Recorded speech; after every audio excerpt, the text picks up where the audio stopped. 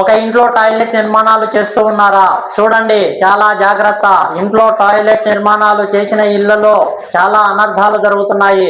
ఎందుకు నేను ఈ విషయం ఖచ్చితంగా చెబుతున్నానంటే, ఎట్టి పరిస్థితుల్లో కూడా ఇంట్లో మాస్టర్ బెడ్రూమ్ లో నైరుతి మూలలో టాయిలెట్ నిర్మాణాలు చేసిన ఇళ్లలో అకాల మృత్యువులు, అంతేకాకుండా ఆ ఇంట్లో యాక్సిడెంట్లు సంభవిస్తున్నాయి.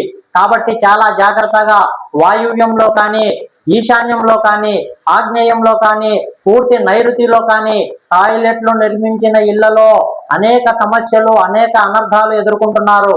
ఈ విషయం నేను మీకు క్లియర్ గా చెప్పాలంటే, ఈ విధంగా ఒక ఇల్లు ఉన్నప్పుడు, ఈ ఇంటిని 4 భాగాలు మనం చేసుకున్నప్పుడు, ఇలా మాస్టర్ బెడ్రూమ్ లో కానీ, జూనియర్ బెడ్రూమ్ లో కానీ, ఈ విధంగా వాయువ్యంలో కానీ, నైరుతిలో కానీ, ఇలా ఆగ్నేయంలో కానీ, ఈ విధంగా ఈశాన్యంలో కానీ, ఎట్టి పరిస్థితుల్లో ఈ 4 మూలలు క్లోజ్ అయ్యే విధంగా రూములు కానీ, టాయిలెట్ నిర్మాణాలు కానీ ఎట్టి పరిస్థితుల్లో చేయవద్దు.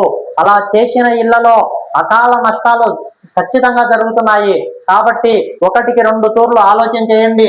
పూర్తి హౌస్ కు మూలలలో ఎప్పుడూ కూడా ఎలాంటి నిర్మాణాలు చేపట్టవద్దు.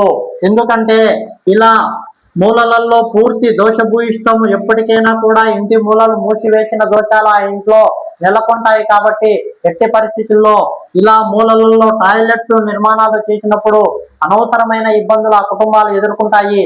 ఈ విషయంలో 1కి 2 తూర్లు ఆలోచన చేసి నిర్ణయం తీసుకుంటే మంచిదని నేను భావిస్తున్నాను.